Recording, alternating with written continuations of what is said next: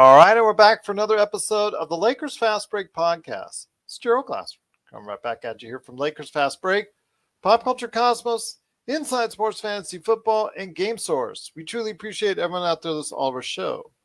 And if you can, please give us a 5-star review wherever you get your podcasts. That's right, 555. Plus, if you can like, share, subscribe, follow, or do anything that you can to sports right here at the Lakers Fast Break, Pop Culture Cosmos, Inside Sports Fantasy Football, Game Source, the great folks at LakersBall.com. Go ahead and join our good friend, Joe Soro, a.k.a. Ox1947, and the whole gang during game time at LakersBall.com. Plus, also as well, our good friend Laker Tom, who runs the awesome Lakerholics.com site. Be part of the conversation today at Lakerholics.com. And also our good friends who help support us at the Hoop Heads Podcast Network. And if you go ahead and please support all these great causes in your life, it is sincerely appreciated. Well, before the season started, we saw all the acquisitions that the Lakers made. And going in, we knew we had the oldest team in the NBA. And for nights such as these on a second of a back-to-back, we knew that it was going to be tough for an old team to get that kind of energy to go ahead and compete to win on a back-to-back on a second night of it. And unfortunately, going into tonight after the lambasting in Phoenix that they received last night, the Lakers came back to Crypto.com Arena, and who was waiting for them but some hungry dinosaurs in the Toronto Raptors. And they were definitely very, very hungry, to say the least, because that first quarter, they looked very young and spry. Great wings on that team. Scotty Barnes looks like a Rookie of the Year contender and someone who's going to be a fixture in the Toronto rotation for some time to come. Fred VanVleet is justifying his all-star status with some great outside shooting. They've got Pascal Siakam. They are a team that should not be underestimated in the playoffs coming up in the Eastern Conference. And they looked the part today as they got off to a 33-12 start. And this led to a game where pretty much after that, the Toronto Raptors put it in cruise control until the fourth quarter. The Lakers made a small little comeback, putting it under 10 points, but the game was really never in doubt by that time. And even though LeBron James somehow managed to score another 31 points today, 30 points today, I should say, 30 points, the Lakers fall again, falling 10 games under 500, 29-39 with a 114-103 loss. THT chipped in 20, not too bad a game for him. Very good as far as finishing at the inside with some great layups. Carmelo Anthony, 14 points, but only 3 of 10 shooting. Russell Westbrook, what can I say? Just almost a forgettable game. Nothing really bad, but nothing really good either. 14 points, 8 rebounds, 4 assists, just a ho-hum game for him. Malik Monk only gave you 8, and everybody else just didn't contribute very much at all. And here today to talk about the game, also as well his thoughts on Winning Time, episode 2, and maybe, just maybe, he has his final 4 picks ready, because I do. He's a good man indeed. It is Ox1947. It is Joe Soro at LakersBall.com. Joe, great to have you here. You're a man among all men right now, braving up to the losses as they pile up one after another after another. Yeah, it's been an interesting day. I've been on business calls virtually since morning. Good calls. That's always good. Yes, I would have been on here much earlier, but at the same time, you have to, as I said off air, you got to be willing to come on.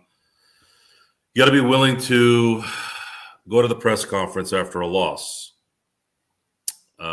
You got to be creative. You got to bring something fresh every day, and that's how you separate the true talents from the average talents. Now, it's getting hard to, though. Well, again, I'm not demeaning anyone who doesn't. There's certain people that have certain, I guess, goals and how they want to present themselves when when they're, trying to analyze what they've watched. This is a rerun, just switching out teams. It's a rerun of the same movie. 36 minutes, sometimes not even 36 minutes, sometimes 30 minutes, sometimes 24 minutes. But it's been consistently 36 minutes that they'll actually play basketball. But in that 12 to 18 minutes, they look like they're not even a professional basketball team. LeBron is just 0.1 below 37 minutes a game this year. He's got the fourth highest gameplay per game, or minutes played per game, in the league at 37. I believe Fred Van Fleet is number one. I think Durant even has he's, I think, in the top 5 or 6. But these are all competitive teams. Yeah, and they're young. These guys are 27, not 37. I've watched a 17-win Laker team, but I've never seen a Laker team play this bad. This is the worst. Not the 94 team, not the 05 team, not the 16-17 team. I have no idea if these guys even I know they know, but my brain is like, what, do these guys know how to play basketball? Well, I'll give you an example of that, because as the game went on, just seemingly it would be LeBron would hit a 3, then you would get turnover, miss shot, turnover, LeBron doing something else to score. They've got players that come in there. Okay, if anybody tells me that Wenyen Gabriel has promise, I've got to tell you, you're looking at something else different. I mean, you should have gotten the idea 2 years ago in the bubble when he got smoked like by LeBron in the Portland series, time and time again, that this guy is not a player that's going to really at this time help you win games.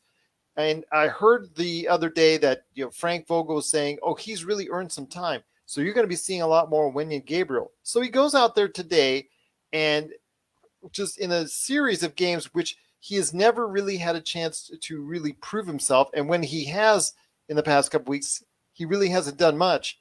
He was absolutely awful, taking the ball to the basket all by himself, one hand from one defender, causing him to miss 2 shots in a row, dropping the ball out of bounds, dropping the ball, throwing the ball away.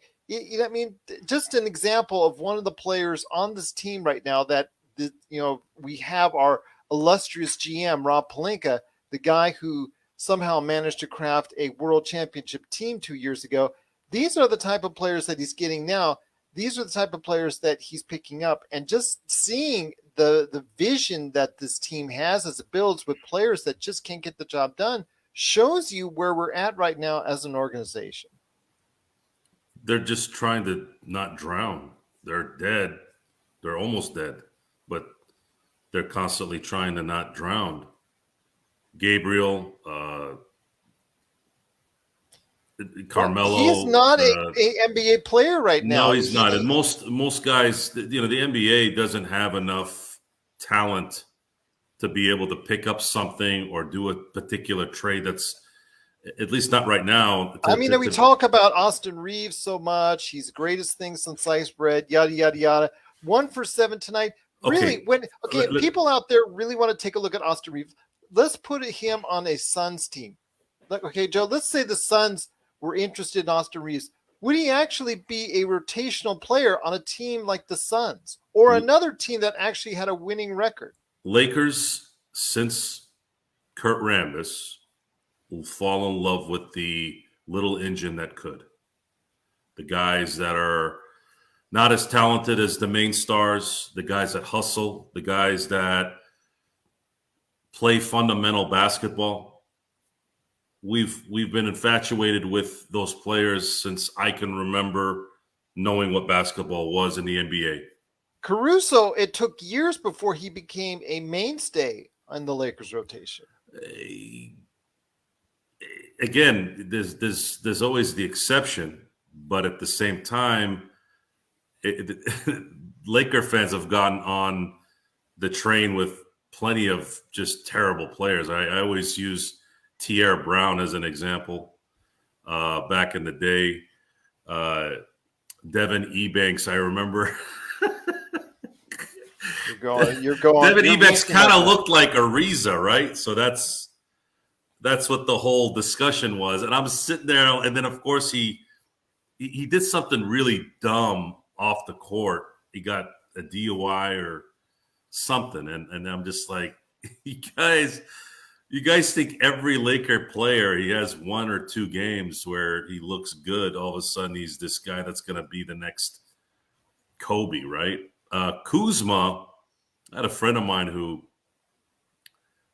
mentioned Kobe's name, and I'm like, what are you high? I'm like, Kuzma's good. He's a good rookie. He's made the all rookie team and all that, but and so did Jordan Clarkson. But I'm like, these guys are role players and not stars. You know when someone's a star. You just know in the NBA. It's not hard to figure out. There's very few guys, maybe two or three that might be marginal at the beginning and then all of a sudden become this juggernaut. But even then, they're not Durant. They're not LeBron. They're not Giannis. They're not any of these guys. In the NBA very quickly who is the main stars, and usually it's kind of already been decided before they sometimes even get on the court. The Lakers are suffering from an absolute I don't even know what's going on. I've never seen this before from a team that actually has a little talent. It has LeBron, it has Westbrook, it has some talent. It's not Ryan Kelly and Sacre and Ellington, starting in 2017. There's some guys here that you would think if you had a couple of future Hall of Famers that can still play, you would think that they would at least play consistently at some point through a 48-minute season game. I don't know what this is. It looks like they've quit.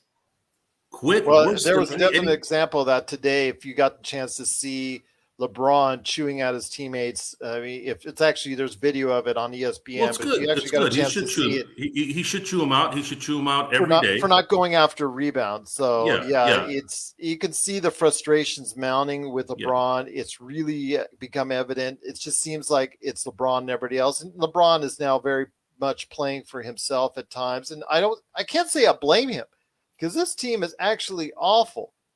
To watch for Lakers fans. It's very, very depressing because, again, less than 2 years ago, we were riding high off a world championship and how the mighty have fallen so far and so fast. Well, we were riding high last year when AD got hurt and LeBron, after about 2 weeks, the Lakers they adapted without AD, and they were rolling until somebody rolled into LeBron's leg.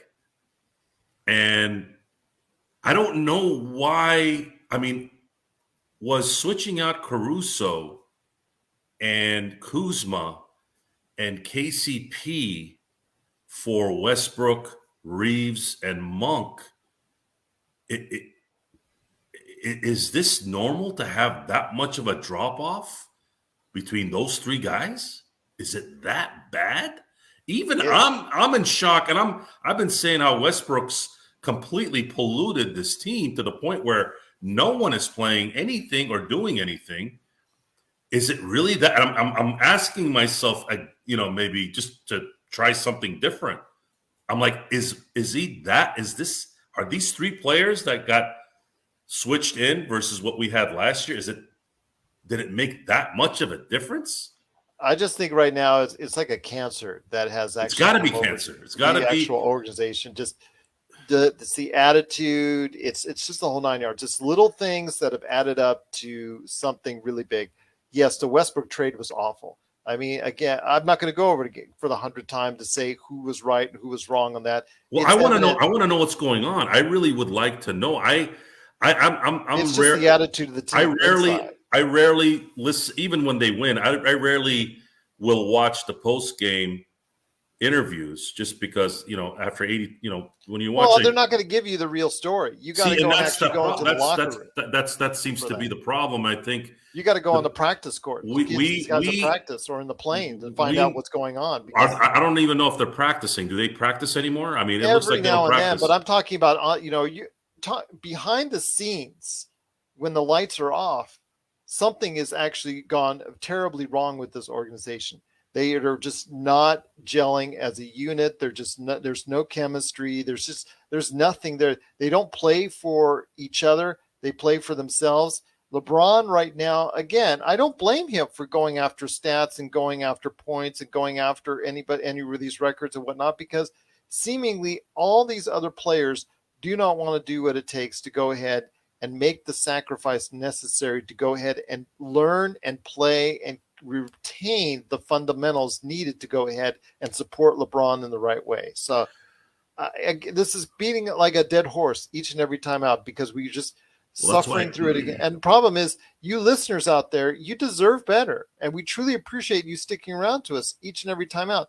But I don't want to go ahead and every single time for 30, 45 minutes, an hour, talk about how depressing this team is, because everybody knows out there. They're the laughing stock of the league right now. But even if that's the case, they are still like the car crash you can't stop looking at as you drive on by, because everybody wants to talk about how bad that they're doing.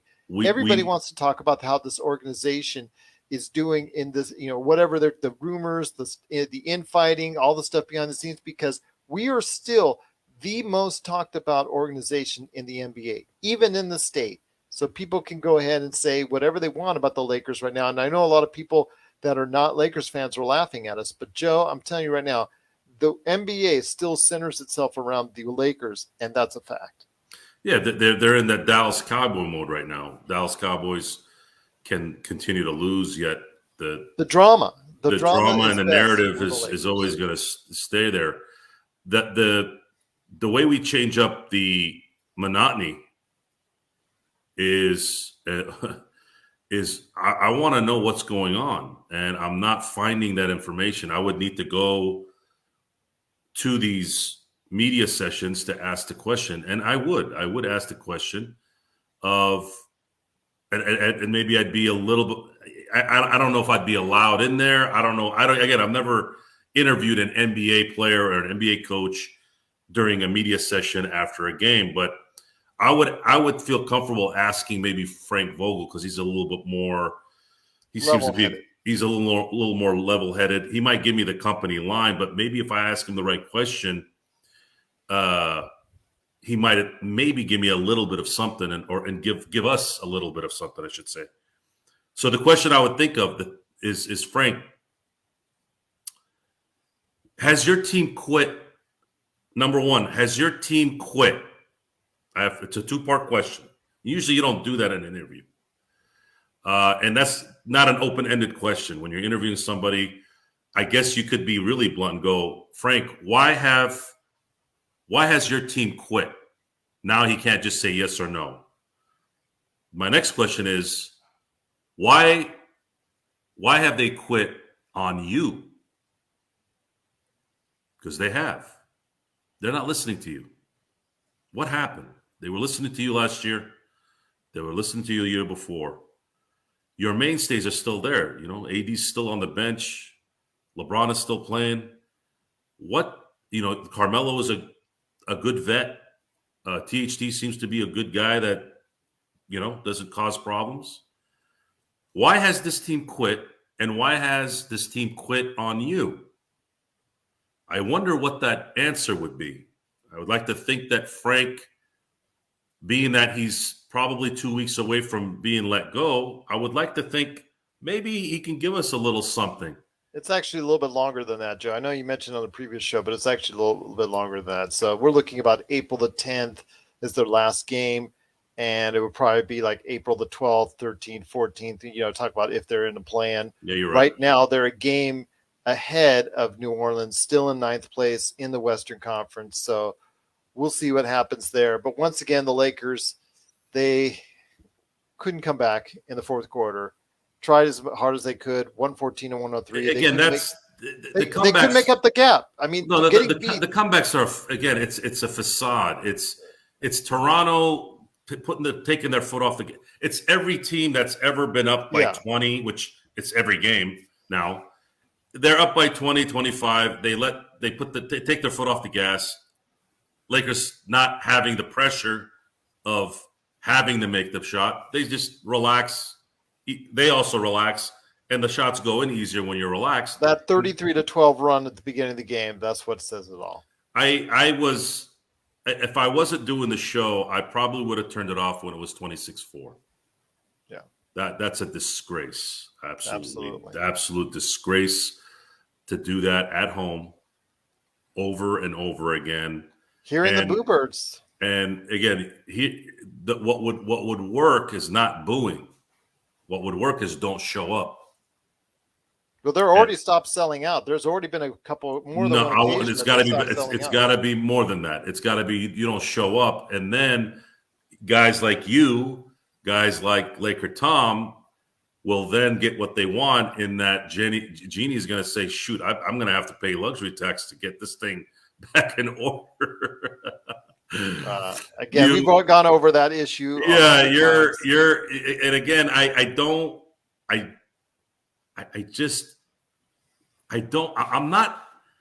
not going to get on that bandwagon of terrible management and terrible ownership. I can't yet. Oh, I'm on the wagon. I'm already driving. They made a mistake. Rob made a massive mistake. He did not run it again with the team last year, and they're eating it right now. They're eating it about as worse as I've ever seen a Laker team eat a decision.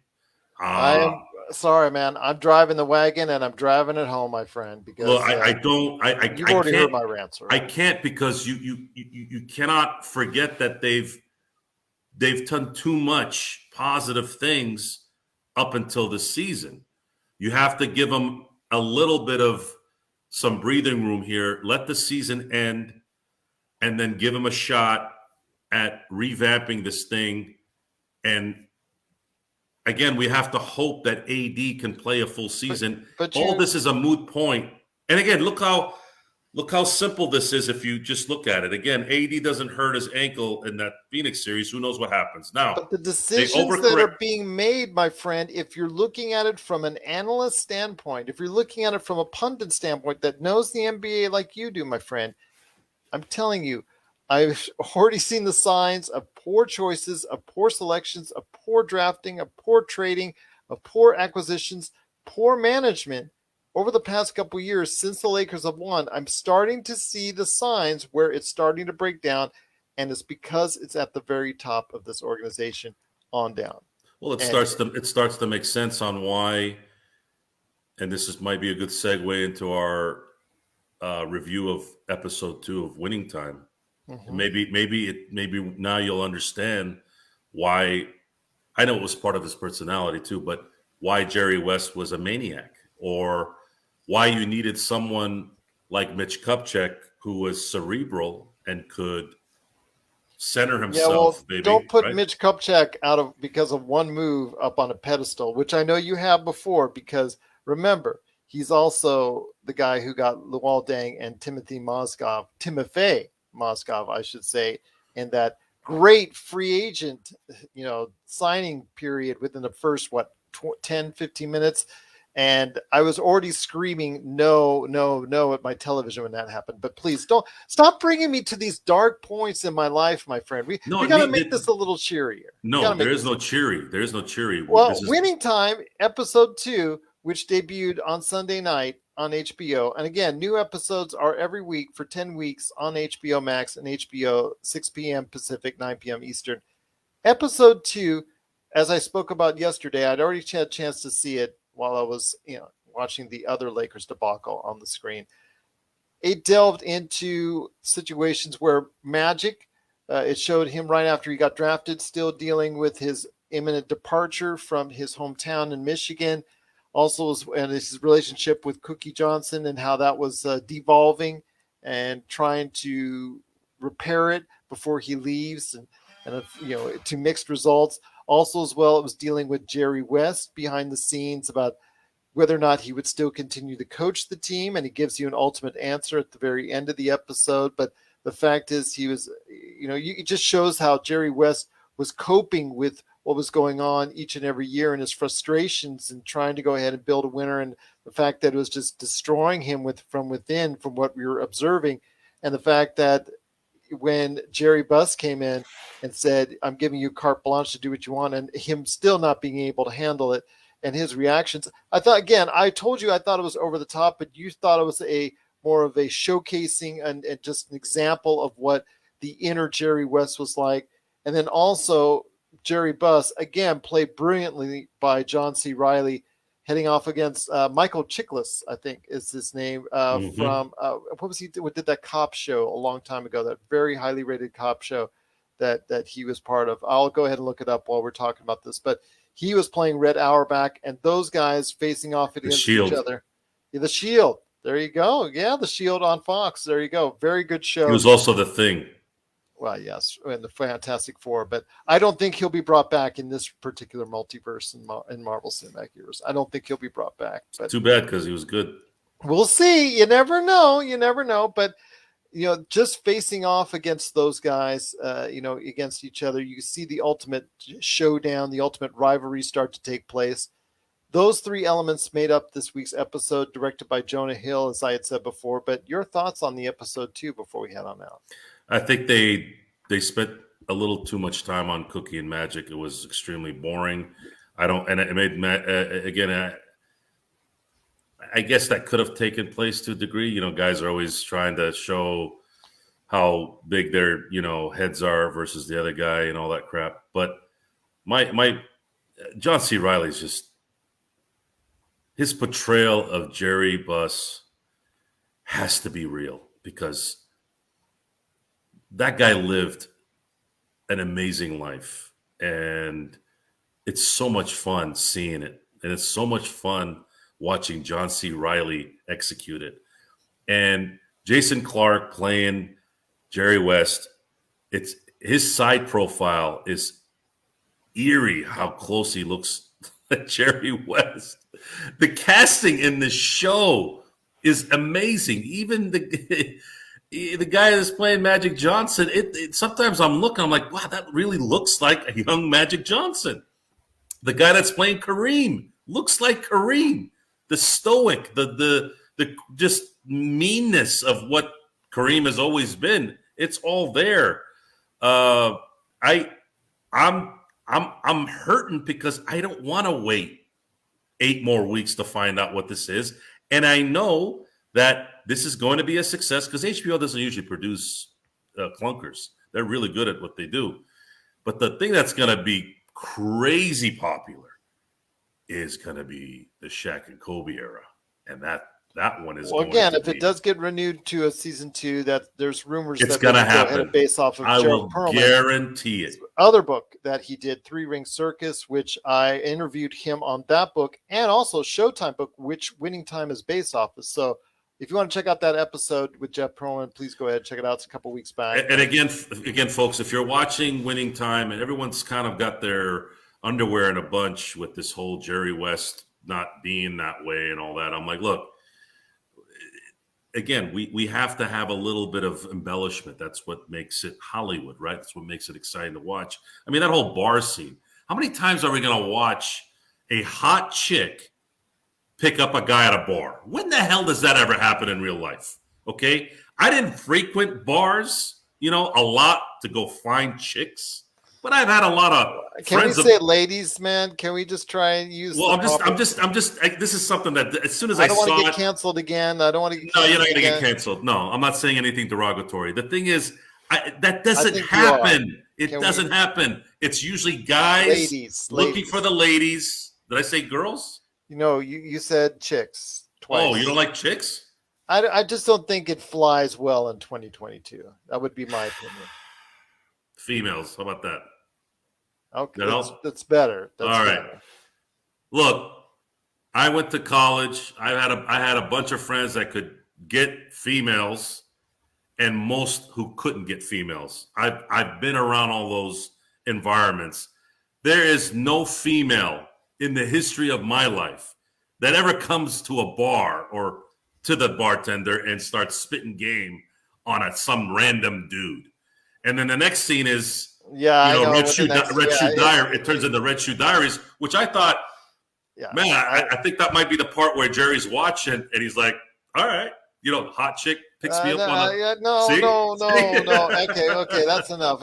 Anyways, we've still got favorable reviews of episode 2. I think that's bothering you, Gerald. I don't think the audience would care about saying chicks versus females. What's bothering me is if we get it canceled again and I lose subscribers and I lose listeners. That's what's counting. You're going to lose subscribers because of the word chicks?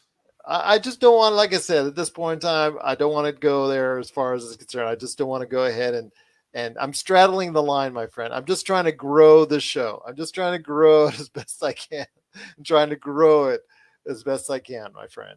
We talk about how this show is growing by leaps and bounds, and cannot thank enough everyone to going ahead and just helping us out by listening and watching. So I want to keep it growing, my friend.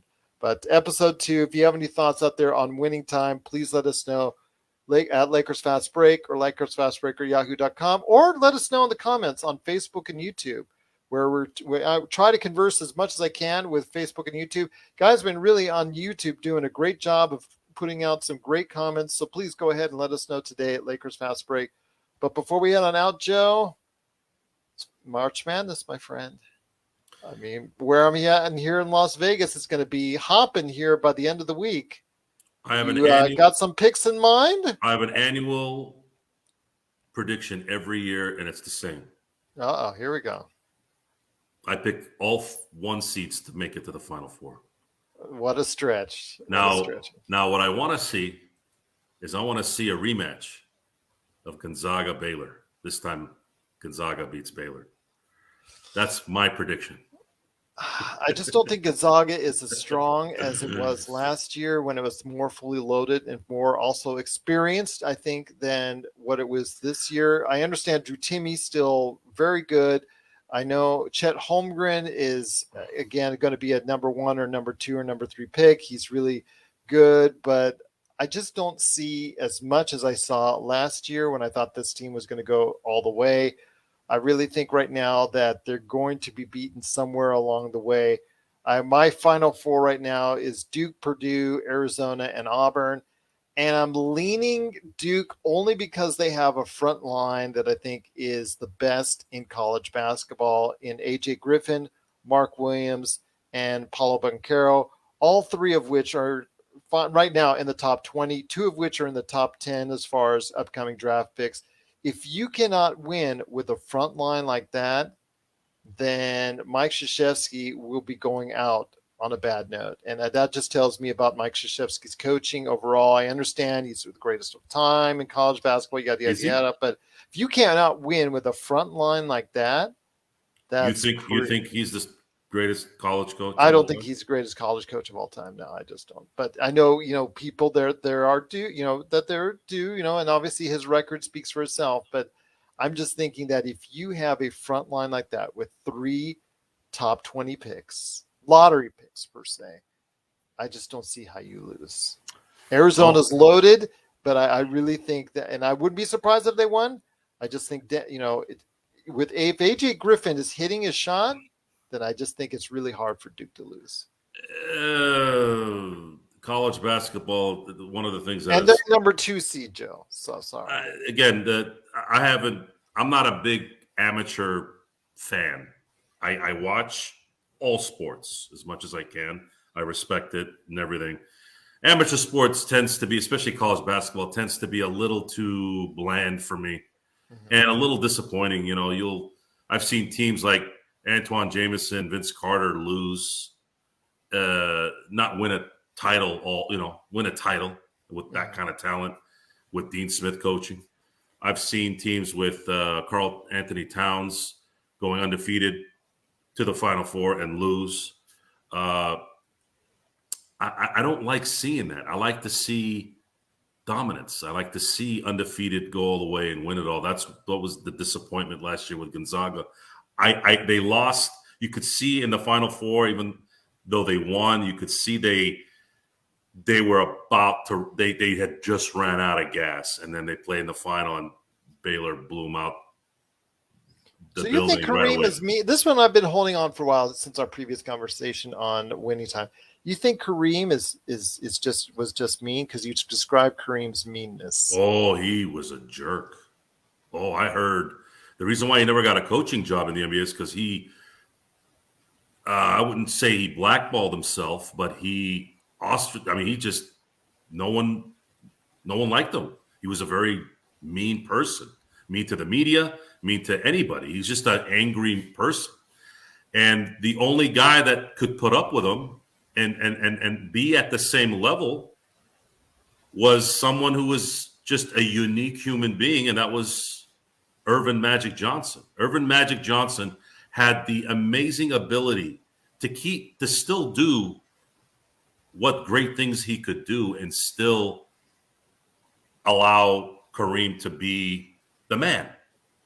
And when Patrick Ewing sat Kareem down in 1980 or 1986 before the 1986-87 season and said, "Look, I'm gonna let Magic take the reins now," he agreed. That was probably nice of him to do that, and I think common sense told him, "Look, this is my at that time 17th season in the league. Maybe it's time that I kind of sort of passed the torch a little bit." And then Magic followed that up with an MVP season and beating Boston again in the finals.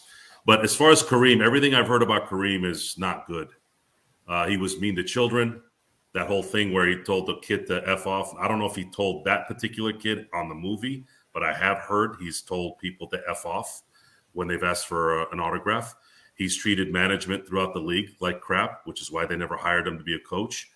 And I think with what you're seeing with John C. Reilly and how Dr. Buss's kind of demeanor is, Dr. Buss and Magic were the perfect couple to build what they ended up building, which was reinvigorating a league that was in the grave. And here's Dr. Buss, a real estate tycoon at the time, talking to Red Auerbach, who, God, that scene was so money. Oh, I wish I had seen more of it. I was thinking about it the whole time, like, stop talking about Cookie and Magic and that whatever the heck is going on there. I want to see this.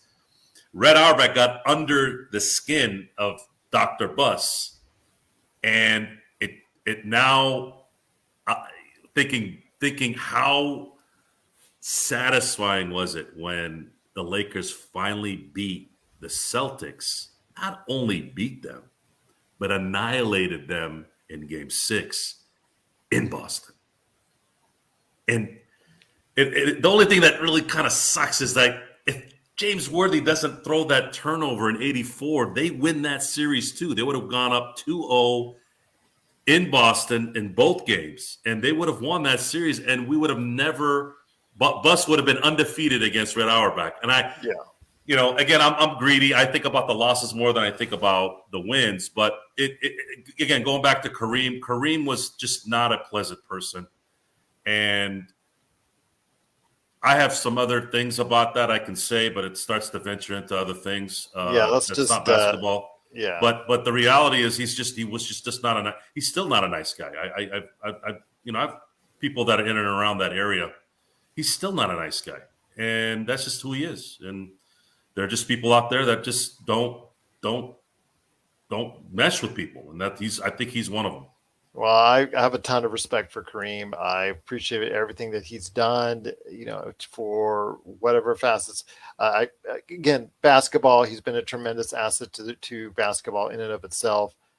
I understand that he may not be the most pleasant person to deal with at times, but for what he's been fighting for over the years, I do give him a ton of credit. Oh no, I'm not talking about that. That's he came from a different era, so I don't. Yeah, and I understand I'm sensitive to that. Absolutely, and I understand he may not been the pleasant person to speak to on a one-on-one basis all the time, and I get that. I understand that, but again, yeah, I'm not mentioning. No, that has like my. First of all, I don't care that he's mean. He never. That's not my business. I'm just going by what people have told me that have been close to the matter.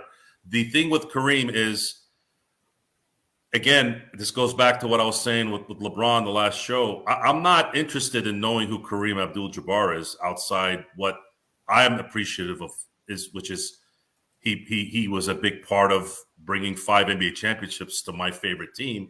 Granted, it was before I was old enough to really understand it at the time, but it's nice to go back to that and watch film and see what he did for them. That I'm very appreciative, and I'm leaving it at that. Whether somebody hires him or not, that doesn't affect me. I'd say there is a little bit of the fact that I have a soft spot for kids, and I don't like kids being treated like badly. And again, I didn't say he abused them. I'm just saying, to me, if you're Kareem Abdul-Jabbar and you already know you're gonna be outside and there's things going on there, I guess maybe I've watched Shaq too much and I expect people to kind of be like Shaq, but that's just not realistic and that's not fair. But that's it. That there's really nothing else. Kobe was was known to be kind of mean too, and I'm mean in a lot of ways. Well, so again, I'm not mean. Especially to our listeners and viewers. I will. Yeah, I've gotten better. I've gotten maybe a little bit more communicative in a way where I'll adapt to more of what's going on. But again, we're all different. We all interpret things sometimes in our own ways. And in the end, just try to keep it simple. If somebody's mean, look at what matters in the end. In the end, he's lived a pretty illustrious life. Give him credit for it. We will indeed. But if you have any questions for us, or if you have your final 4 picks, we'd love to hear your thoughts on the comments on either YouTube or Facebook, or at Lakers Fast Break on Twitter, or LakersFastBreak@yahoo.com. We'll read them out on our next show, which will be Wednesday. The game time is 5 p.m. Pacific time. We will go ahead and try and be as close to after the game as possible. We're not sure scheduling-wise 100%, so we'll try to make it as close to the end of the game as possible for our wrap-up show. We'll see if we can get Laker Tom back in. We'll see if we can get Joe Soro back here. We'll see what happens there. But once again, the Lakers do unfortunately get smoked once again. They try to come back in the fourth quarter when Toronto, as Joe said, took their foot off the gas, but it wasn't enough as the Lakers lose once again. Both games in a back-to-back, this time 114 to 103. It now gets harder because the Lakers are now going out on the road, 10 games under 500 in 9th place, only a game up for 10th place in the Western Conference.